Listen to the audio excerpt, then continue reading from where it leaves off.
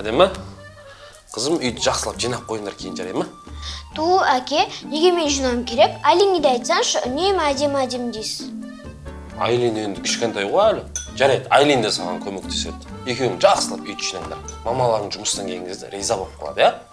Абдығафор не жейді сонда? Телефон шықлап, жата береді ма? Менде нелерім бар? Мен қыз емеспін ғой жей. Сендерге айтып жатыр ғой. Значит, сендер жинайсыңдар деген сөз.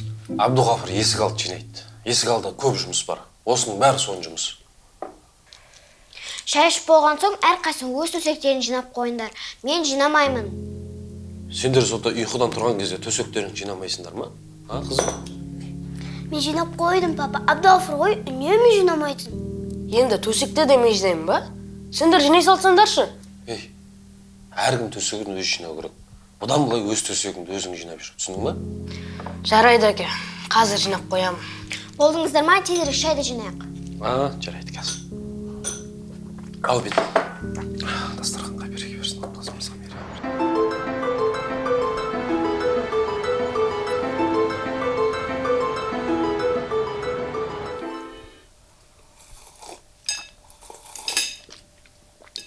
Әдігет бағым, жаңа Асан атаңның балғасын апарып бердің ба? Я, әке, кеше-кешке Асан атаның өзін көшеден көріп қалып, балғасы бірден есіме түсті ғой. Әке, Асан атаның балдары жоқ па? Ата жалғыз өзі қорықпай, бір өзі қалай тұрады? Ата неге қорқады? Ата деген үлкен адам емес пе? Балалар, негізі Асан атаңның жар дегенде жалғыз баласы бар. Бірақ ол баласы жұмыс бабымен басқа қалада. Сол үшін атаң өзінің үйінде жалғыз тұрып отқан жайы бар.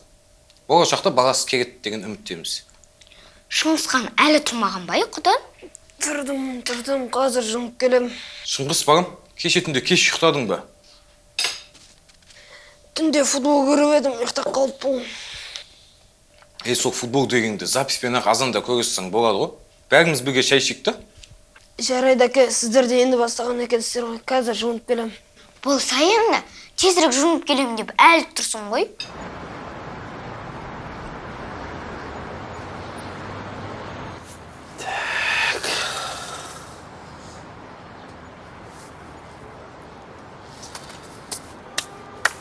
О, Мәке, ассалаумалейкум. Уағалейкум ассалам, қалайсыңдар? Жақсы, өзіңіз қайсыз? Жақсы. Жұмысқа ма? Бүгін кеш шықтың ғой. Мәке, енді білесіз ғой, мен таксистпін ғой. Бізде бастық жоқ қой. Бүгін еркелеп асықпай шығып атқанмын ғой. Иә. Ол таксисте жақсы жұмыс қой негізі. Ақшаны адал еңбекпен тапқанға не жетсін? Бала шаған қалың тоқпаса болды емес па? Дұрыс айтасыз, Мәке, негізі. Өте орынды айтасыз. Мәке, мынау көршімсіз ғой енді. Сәл ыңғайсыздау болып тұр, майын ауыстыру керек еді, бір артық 10 мың теңгеңіз болса бере тұрасыз ба? Ол проблема емес. Мәне. Мәке, рахмет. Нені алам деп ойланып отырмын. Адамнан ақша алу қиын болып қалды ғой. Қайтарып тастайын, Мәке. Тағат асығыс ештеңесі жоқ. Егер көмек керек болып отса, менен сұрай бер, жарай ма? Рахмет көрші. Болды, жылжыдым мен. Жақсы. Жақсы, Мәке. Жақсы. Күшті болды ғой.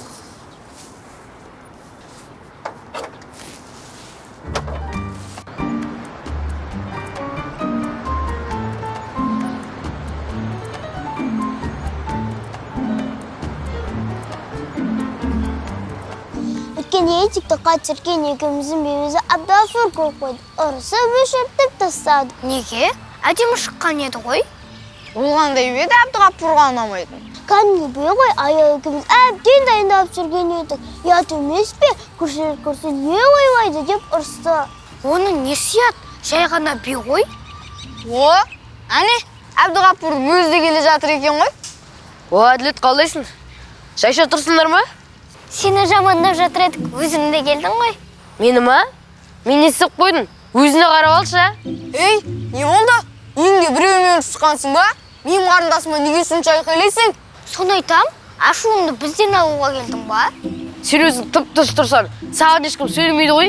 Кіп-кішкентай болып. Қойыңдаршы, аяу жағайна ойнап айтты ғой, Абдығафор. Сен қызда көшеде құр тұра бермей, жүреге.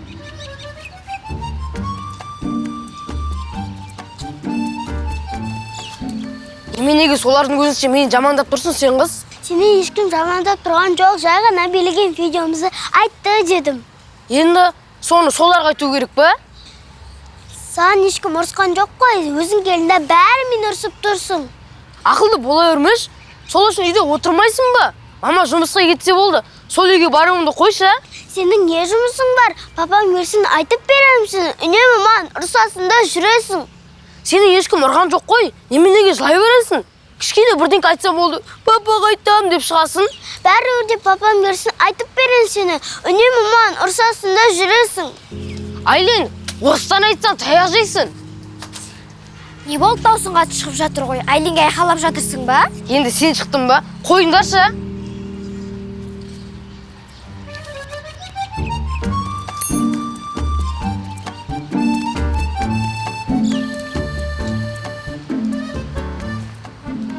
Айненмен бірге ешқандай видео түсірмей-ақ қойшы болды. Көрдің ғой Абдуғапырға ұнамайды екен. Енді өзім де түсірмеймін. Мен қайдан білейін, билеп бірге түсірекші деген соң түсірген едік. Өзінше келіп айқайлайды ғой. Бір ұрайын деп едім, қойшы дедім. Хей, кімдір айын деберсің ей? Ашылысың ғой. Сен қолыңа тісек біттік десе, Ой, анау Әбдәфір ғой, адам жынына типа ағасы болып ұрсып жатқан. не дейді ол? Сол ақтың жүрмейді екен. Кеше азамат іздеп жүреді, жыны шығып. Бүгін сендер ма? Әйтеуір бір нәрсе бүлдіреді де жүреді екен. Азамат не үшін іздеп жүр? Ой, білмеймін. Сұрағаным жоқ. Магазинге кетіп бара жатқам. Әбдәфірдің ондай жоқ еді ғой, бір нәрсеге ашуланып шыққан шығар. Папа қашан келеді екен? Кешке футболға баратын едім. Папаға айтуды ұмытып кетіппін. Білмеймін, келіп қалатын шығар. Кіммен ойнайсыңдар? Мен де барсам бола ма? Қолың бос болса жүр, бірге барайық. Папа, келіп қалдыңыз ба? Ой, жаным, қызым. Келдім, обед жеуге келдім. Әдемі шай қоя берші, папа келді. Жарайды, нанға барып келу керек. Әдемі, қызым, нан бітіп қалды мәне. Ертерек хабарласпадыңдар ма маған? Сізді келетіңізді білмедік қой, папа. Абдуғафыр қайда? Абдуғафур! Абдуғафур! Ау, әке. Кел бер. Мені шақырдыңыз ба? Үйде сенен басқа Абдуғафур бар ма тағы? Конечно, сені шақырдым. Бар, нанға барып кел. Айлен құр жүр екен ғой, соған айта салмайсыз ба? Ой, бір мен сені сияқты құр жатқан жоқпын ғой. Сен қуасың ба, балам? Енді үйде сен тұрып, қыздар бара ма нанға? Сәл басыңды істетсейші, сен үйдің еркексің ғой. Мә, былай қыл. Мына ақшаны ал, наған нан аласың. Қалған сдачасын алып кел. А мына ақшаны Мәкең апарып бер. Хабарлассам түнде келем дейді. Үйіндегілерге тапсырып кет. Жарайды әке, қазір барып келем. Бар, тез.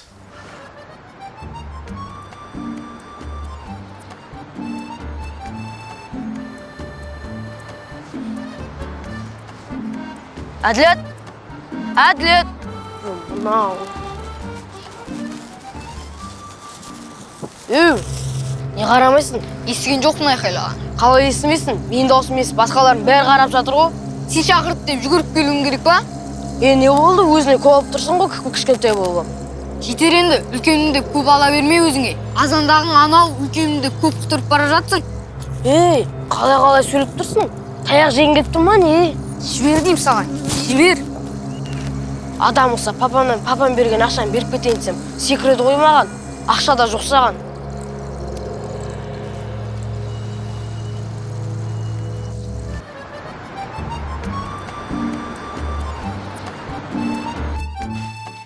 Әбдіғафур, келдің ба? Сен келем дегенше кеш болатын болды ғой деп едім. Тезірек әкелмейсің ба? Шай дайындап қойып сені күтіп отырмыз әлі. Әке, шай дайын. Өй, жаным. Жүр, кеттік. Енді өздерін шашетін кезде айттыңдар ғой, нанға барып келу керек деп. Енді маған не дейсіңдер? Бала, не болды? Даусың қатты шығып жатыр ғой. Енді дұрыс қой, мына тұр ғой, магазинге жарты сағат барды ғой. Ақылды болмаш, таяқ жейсің қазір. Жау аузың. Таяқ жейсің деген не сөз сеніңе? Қарындастарыңа қалай сөйлейсің? Әке, неге осылардың сөзін жақтай бересіз? Мен ешкімнің сөзін сөйлеп тұрған жоқпын. Маған барлықтарың бір дейсіңдер. Қыз балаға олай ауыр сөйлеуші болмай екінші рет. Түсіндің ба? Жарайды әке, байқамай қалдым. Жарайды қыздарым, сендер кіріп шайларыңды іше беріңдер. Шай ішпейміз ба?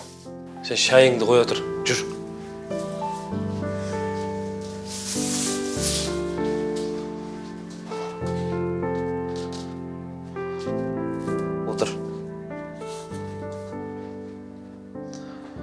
Абдуғафыр, балам, қазақ не үшін қызын қатты сыйлаған білесің ба? Қыз деген өйткені қонақ, қыз деген жат жұрттық. Олар ертең есейіп бой жеткеннен кейін әрқайсысы әр жаққа кетеді өз теңімен. Сен құсап үйде қалмайды. Сондықтан олар үйде жүрген кезде оларды аялау керек, еркелету керек, мәпелеп өсіру керек. Ал сен оларды ренжітіп жүрсің. Бұның дұрыс емес. Мен бар кезде өзім қамқор болам. Ал мен жоқ кезде сен қамқор болу керексің қарындастарыңа. Түсіндің ба мен? Жарайды екен. Кешірім сұраймын. Айненің өзінен де кешірім сұраймын қазір. Молодец. Солай істе. Жүр, шай ішеміз.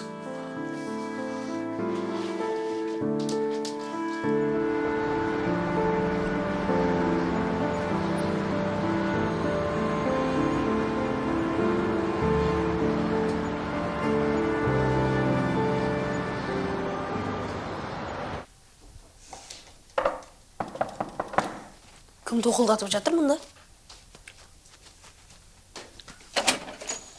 Кіріңдер. Аяулым бар ма? Аяулым, сыртқа шықсай саған подругаларың кеп тұр ғой. Қазір шығамын, күте тұрыңдар.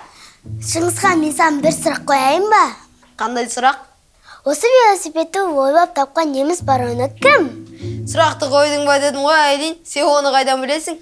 Бұл сондай сұрақтар жақсы көреді, бізде жынды қылып отырады ғой. Жақсы қайта бәрін біліп жүреді ғой. Ол сұрақтан қашпасаңдаршы енді, жауап білсеңдерші енді. Біз білмейді екенбіз шынымен. Өзің айтшы, біз біліп жүрейік. Жарайды, Карл Дрез деген адам ғой. Тағы да сұрақ қояйын ба? Неге шулап жатсыңдар? Айлин ғой бізге сұрақ қойып жатыр ғой. Қазақстандағы ең ұзын адам кім? Көрші Қожабек ағай ма? Мен Қазақстандағы дедім ғой, көшедегі емес. Ал білетіндерің болса жауап беріңдер. Мен білмеймін, сразу мойындай салайын. Мен білемін, Қалдыбай Атажанов па? Дұрыс, қайдан білдің? Сен алдын үйде қойғаңда есінде сақтап алғам. Аяулым, кеттік далаға шығайық. Жарайды. Иә, сол документте тындыңдыршы, мен қазір обедтен кейін барам. Давай, хабарласам. Ассалаумалейкум, әке. Уағалейкум ассалам. Қалайсыңдар? Балалар қалай? Шүкір, жақсымын, әке, Аллаға шүкір. Бәрі жақсы. Өзіңізде қалай? Жақсы. Қалай, жұмыс болып жатыр ма? Жұмыс болады, әке. Клиент көп болса, жұмыс жақсы болады ғой. Айтпақшы, әке, өткенде балдардан 10 мың теңгені беріп жібердім. Алдыңыз ба? Қой? Мүмкін балалар алып, маған айтуды ұмытып кеткен болар. Иә, сондай болған шығар. Абдуғафыр баламдан беріп жібердім. Мәке, ренжімеңізші. Сәл кешіктіріп қойдым ше. Білесіз ғой, үйде бала-шаға анша-мұншамен кетіп қалып жатыр, тапқандай ше. Ай, түсінем. Бала-шаға болғаннан кейін ондай болып тұрады. Кім тағат жүр үйге шайға? Жоқ, ас болсын, мәке. Шаруаларын береді, үйге кіріп шыға іштесіз. Жақсы онда. Жақсы, мәке.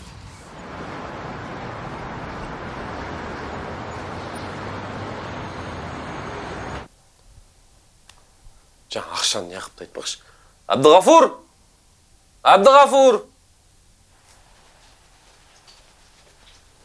Ау әке, шақырдыңыз ба? Иә. Не ғой сен анау Мақсат ағаның ақшасын не қылдың, бердің ба? Ақша дейсіз ба? Иә. Иә, әділетке бердім. Точно бердің ба? Жәлде мәкеңді көрсем, ақша алмаған адам құсап тұр ғой, таңырқап. Әділет ақшаны үйіне қойып ұмытып кеткен болар. Ертең сұраймын ғой. Жақсылап сұра, ұмытып кетсе берсін. Ят болып қалмасын ертең. Жарайды еке. Бар, сабағын оқи бер.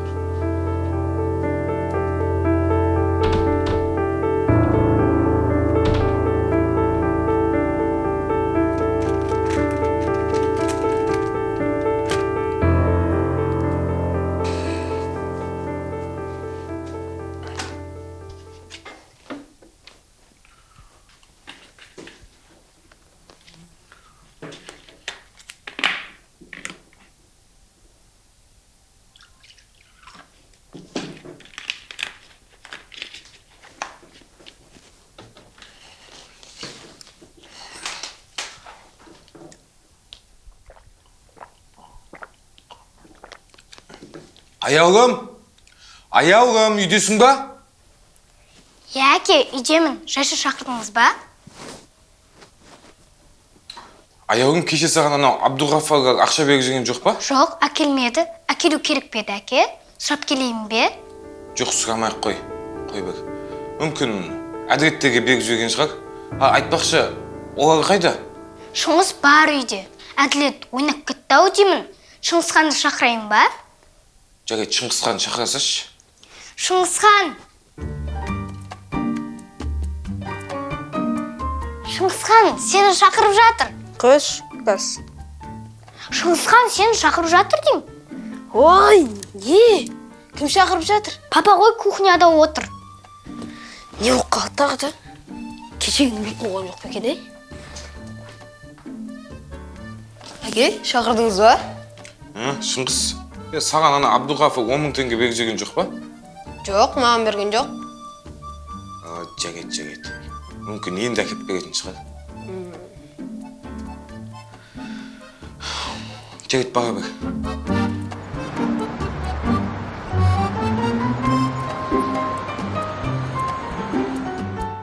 Ода демекен, тағандай бар кен? Не деп жарқылдап жатсыңдар? Маған да айтсаңдаршы. Бүгін Айлин бізге қызық сұрақ қойып еді. Соған біз де сұрақ дайындап жатырмыз. Менен сұрамайсыңдар ма? Білесіңдер ғой, ақылды екенімді. Әділет, сұрақты қойсай ақылды жігітімізге. Ақылдымын дейсің ба? Тыңда онда. Қазақстандағы ең ұзын адам кім? Ең ұзын адам... Ой, ішім ауырып отқан сияқты. Қазір сыртқа шығып келейін. Жоқ, олай болмайды. Сыртқа шығып телефоннан қарап келмексің ғой. Қалай біліп қойдың, дәл сен деп тұр едің ғой. Сұрақ дайындайық та. Дүние жүзіндегі ең ұзын адам. Қазақстандағын бізден сұрады ғой. Дүние жүзіндегін де білетін шығар. Басқа сұрақ дайындайық. Мысалыға...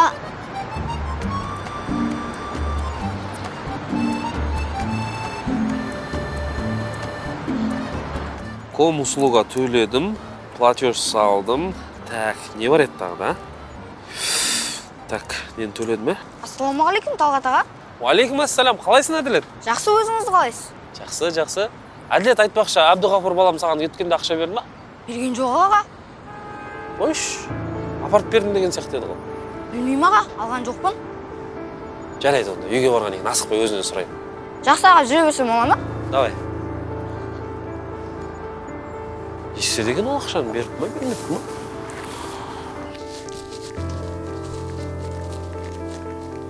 Әке, сізге Талғат аға ақша беру керек пе еді? Иә, соны сенен сұрайын дегенім мен. Саған беріп жүрген жоқ па? Жоқ әке, алғаным жоқ. Жаңа Талғат ағайдың өзін көшеден көріп қалып, Абдуғаппұр саған ақша берді ма дегенде өзім аң-таң болып қалдым. Ой, өткенде Талғат ағаң менен қарызға 10 мың теңге сұраған. Соны бағдарымнан беріп жіберем деген еді, бірақ бағдарым маған берген жоқ. Сендерге беріп жіберген жоқ па? Жоқ әке, алғаным жоқ. Алсам бірден сізге айтар едім ғой. Жарайды, оны түсіндім мен. Жарайды, сендер оған іштеге демей-ақ қойыңдар, кейін өзім сөйлесем. Жақсы әке. Осы әнші маған қатты ұнайды. Осы өлеңге тұра берсінші. Маған да ұнайды бұл әнші. Қыздардың барлығына ұнайтын жар бұл әнші. Саған қай әнші ұнайды? Бірінші Садрадин, екінші Әбжақпар Әлқожа, үшінші Райым. Калифорния ше ұнамай ма? Мен жүгініп ше. Қолыңнан ұста, ұшам десең алысқа, сезім зымыран қолаштайды ғарышқа, дәл осы тұста, жақында емес алысқа, болғаннан соң ғашық, қолынан ұсташы. Әнші кетсіңдер ғой, Абдуғафыр, бізді қорқытып жүрдің ғой. Айлин түрін қорқынышты болып кетті ғой. О, бізге әкелдің ба? Ақшаны қайдан алдың? осыларға әкеп берсең де жақпайсың не? Қойыңдар, одан да еріп кетпей жейік та. Мәндар, мынау саған, ал мынау саған. Рахмет. Мұғаш жоқ.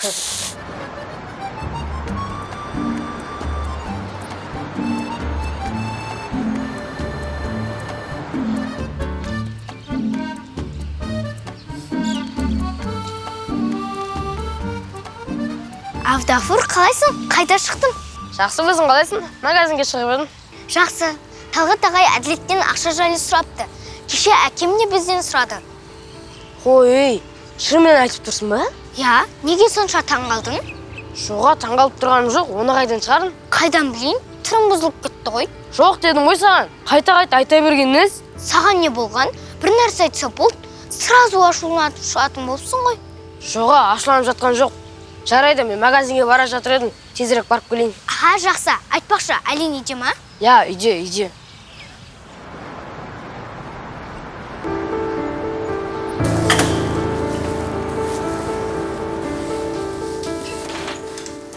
Келдіңіз бе, әке? Мен ойынға барып қайтам. Еш жаққа бармайсың. Әке, ойнап қайтайын, тоқтай тұршы. Отыр деймін саған. Кеше ақшаны кімге бердің? Иә, әке. Даусыңды шығарып сөйле. Кеше ақшаны кімге бердің? Әділетке бердім. Папа не болып қалды? Неге ұрсып жатырсыз? Я, даусыңыз қатты шығып жатыр ғой. Әдемі, бар Әділет шақырып кел. Жоқ, әке, шақырмай қойшы Әділетті. Қой, шақырайық. Сұрайық. Әділеттен сұрайық. Ақшаны не үшін папасына бермеген? Мен ақшаны берген жоқпын. Білем. Мен кеше Әділеттен сұрадым. Сен өз қашан айтады деп күтіп жүрмін мен. Анда кім айқайлап жатыр? Талғат ағайдың дауысы сияқты ғой, Әбдіғафур айқайлап жатқан сияқты. Бәсе, кеше мені сұрап жатыр еді, Талғат ағай, Әбдіғафурдан ақша алдың ба деп. Не болған сонда түсінбедім? Болды, қойыңдар. Бізге қасы жоқ қой, кейін біле жатармыз. Я, сыртынан айтып отырғанымыз болмады. Әбдіғафур, бергел бер. Ау, әке. Кешегі ақшаны қайда құрттың? Бәрін құртқан жоқпын.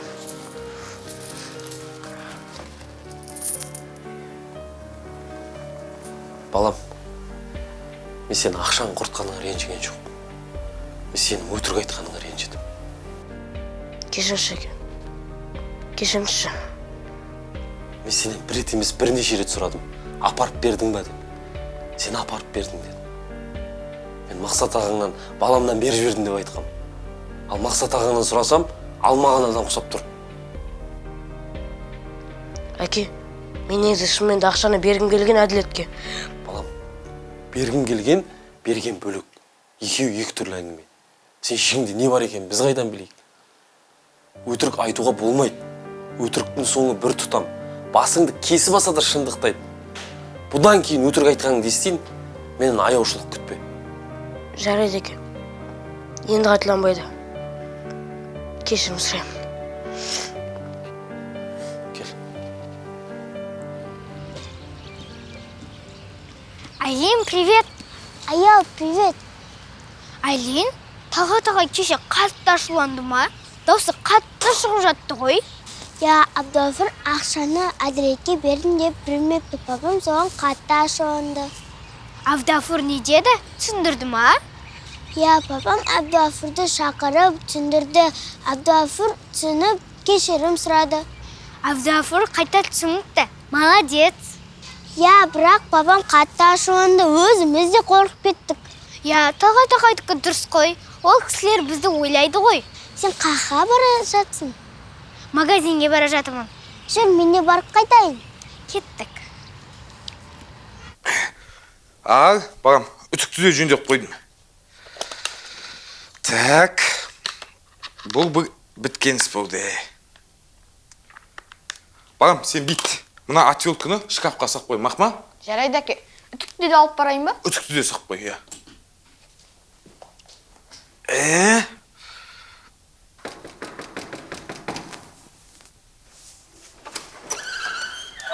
О, қалайсыз аға? Жақсы, Әділет, өзің қайсың? Жақсы. Әкең қақта? Кіре беріңіз аға, іште әкем. Ой, молодец. О, Мәке, ассалаумағалейкум. Уағалейкум ассалам. Тағат, кел отыр. Қалайсыз, Мәке, жақсыз ба? Жақсы, өздерің қалайсыздар. Жақсы ғой. Жайша жүрсің ба? Сол, жайша болмай тұр ғой, Мәке. Өткенде ана бала ақшаны әкеп берді ма десем, әкеп бермепті ғой. Мен оны әкеп беріп қойды деп жүрмін ғой. Сол, мен де сұрақ қойым ғой Бағдардан. Ана Талғат көкегеңнің Бағдарға ақша беріп жібермеді ма деп. Жоқ деп қояды. Сол, ят болып қалды сол сіз деп, Мәке, соны өзім әкеп берейші деген ғой. Балаларға тапсыруға болмай деген. Ренжімеңізші, Мәке. Жоқ, ренжитін ештеңесі жоқ. Енді бала ғой енді, ойын баласы. Соғы бұлардың есілдердің бәрі қазір ойын болып тұр ғой, ойын болса болды болып тұр ғой. Қой, мәке мен негізі асығысым жұмыстармен жүріп баратыр ем. Жүр онда мен сені шығарып салайын, Басқа не болып жатыр, мәке? Үй іші. Жұмыс? Бәрі жақсы. Қалай, Талғат ағайдың ашуы басылды ма? Иә, кеше біраз ашуланды. Қайта ұрып жібере ма деп қорқып едім. Ой, Талғат ағайдың мінез-тік болғанымен ондай адам емес. Иә, әкемнің қатты ашуланғанын өмірімде бірінші рет көргенсің ғой. Талғат ағайдікі дұрыс қой. Менің әкем сондай жағдай болса ашуланар еді қатты. Досым, ренжіме, бірақ сенікі дұрыс емес. Иә, әкем, не істедің ол ақшаны дегенде? Қалтамнан 6700 теңгені алып шығып, жұмсамадым бәрін деп қосас қалақты. Қалған сізге демедің бе? Қой, олай етсем ұрып жіберер. Талғат ағай үйге келіп беріп кетті ақшаны. 6700 теңгені үстіне қосып алып келген шығар. Ой, сен әлі қоймадың ба? Болды, ашуланба.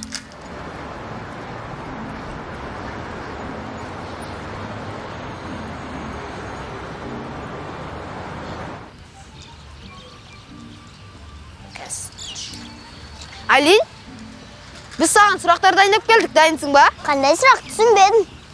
Өткендегі бізге болған сұрақтарыңды ұмытып қалдың ба? Біз өзімізді дым білмейтіндей сезініп қалдық қой. Айлин, дайынсың ба? Саған бүгін қиын болатын сияқты ғой. Әбдіғафур екеуміз саған көмектесеміз, қорықпа. Бірінші сұрақты қойсын да қандай екен көрікті? Дайынсың ба, Айлин? Бастаймыз ба? Әлемдегі ең ұзын адам кім? Білемін, Сұлтан Көсен. Ал ең қысқа адамш. Чандра Бахур Данги. Бойы қанша? 54-6 сантиметр. Әбдіғафур, неге айттың? Біз Әлинге қойып жатырмыз ғой. Бәрібір де өзім айтатын едім ғой. Жарай, жеңілдік.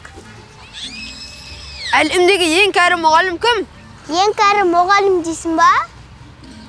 Білетіндерің бар ма? Әдемі, Әбдіғафур. Мен білмейді екен, Әбдіғафур, сенші?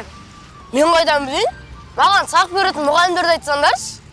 Өзім айтайын онда. Австриялық Джеффи Шнайдер деген апай. О, Чина, молодчина. Ал, Талғат, шайға рахмет онда. Ас болсын, мәке. Келініңіз болмай қалды. Әйтпесе жақсылап тұрып тамақ дайындататын ем. Онда тұрған ештеңе жоқ, тамақты кейін-ақ жей береміз. Сосын, мәке, білесіз ғой енді, мен ешкім ала жібін аттамаймын, біреудің ақысына кірмеймін. Кеше балдардың қателігіне ренжімеңізші. Онда тұрған ештеңе жоқ. Бара ғой. Кім? Талғат, онда мен тұрайын, Жүрсеңізші шығарып салайын да. Жүр.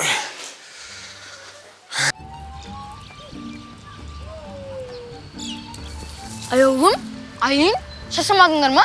Жоқ. Ақбасылай әділет. Сен мейлі кешірші. Өткенде саған тиіскенім үшін. Соның бәрі менің ақымақ мінезім еді. Ештен кетпейді досым.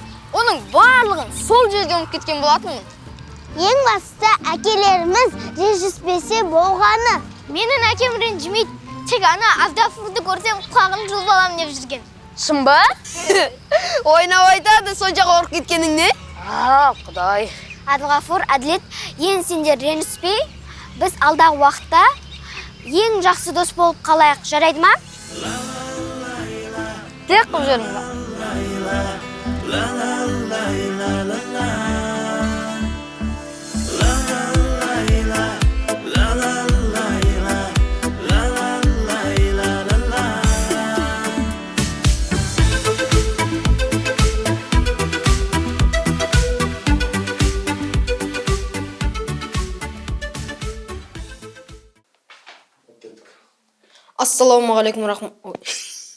Ассалаумағалейкум, менің атым Шыңғысхан, Егеубай фамилиям.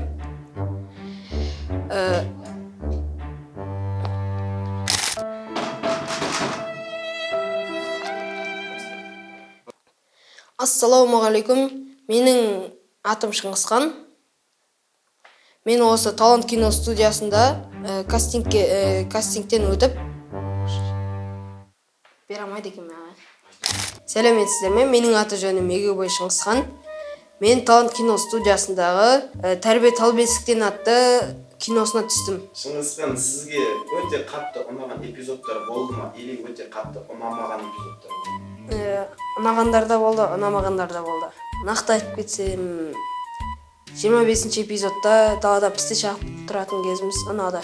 Ұнамаған кезі далада суық кезде жаңбыр жауып кеткені ұнамады. Съемка емес, жаңбыр жауып кеткені ғана ұнамады. Маған съемка барысында ұнаған актерлардың бірі дауыс интонациясы мен Әбдіғафыр ұнады. Сосын Нурик аға ұнады. Киноға, жалпы кастингке қалай келдіңіз? Анам арқылы.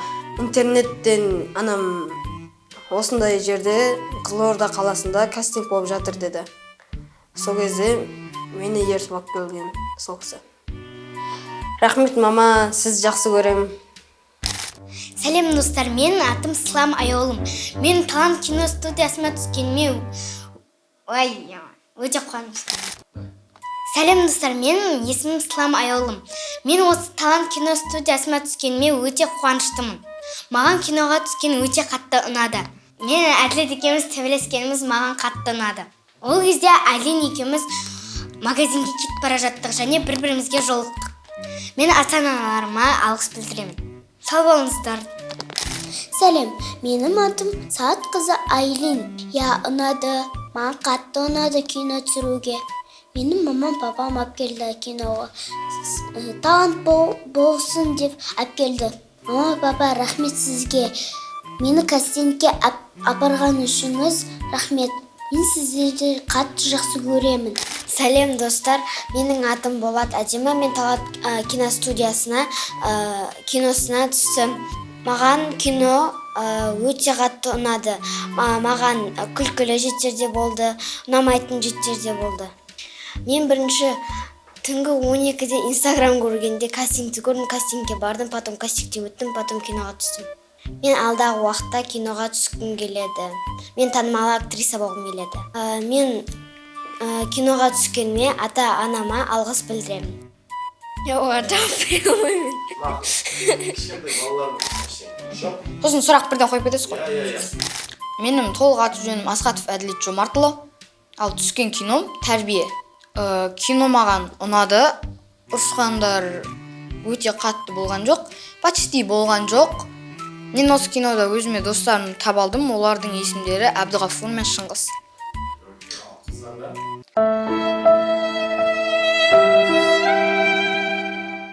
Қыздардан әдемі. Маған сыртта Нурик ағамен отқан ұнады. Нурик деген актер кім болып ойнады? Әке. Бізге аға жаңағы Әбдіғафур соларға әке болып ойнады. Номер аса қалдырды, соған анам звондады. Сонымен кастингке келдік, кастингтен өттім. Сондай деген секілді. Маған технический группаның ішінен сіздің атыңыз Рахымжан аға, Саят аға, Нурик аға ұнады. Ой. Сені кастингке кім алып келді? Анам мен атам. Жоқ, әжем мен атам алып келді. Ата, әже, рахмет сіздерге. Сау болыңыздар. Қайттыңыз енді. Ассалаумағалейкум баршаларыңызға. Мен Жамбырбек Әбдіғафур. Талант балалар кино студиясындағы Тәрбие тал бесіктен басылады деген киноға түскен баламын. Маған кинода ең ұнаған сахна, ол маған бірінші сахна ұнады қатты. Өткені бірінші сахнада біз отбасымызбен, әкеммен, бауырлармен отыратын шай ішетін кезіміз ұнады. Балаларым әңгіме айтып, сахнада балдарым әңгіме айтып отқаны, қызықты әңгімелер айтамыз біз мысалы. Просто балдармен бірге сахна қызық болады ойлаймыз. Кино барысында өзіңе дос таба алдың ба осы жерде? Екі дос таба алдым. Әділет пен Шыңғысхан. Қыздармен как болашын қарындасым ретінде қарай берем ғой. Кинода ма? Жоқ, кино бәрі әдемі шыққан. Әдемі сценарий бәрі. Ұнады. Жаман жер болған жоқ кино ешқандай шетінде.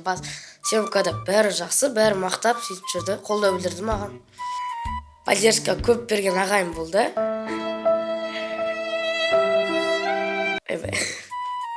Ойбай, атыңыз қалай еді ағай? Мақсат ағай. Маған көп поддержка берді, мақтады Мақсат ағай. Кастинг келуім былай басталды.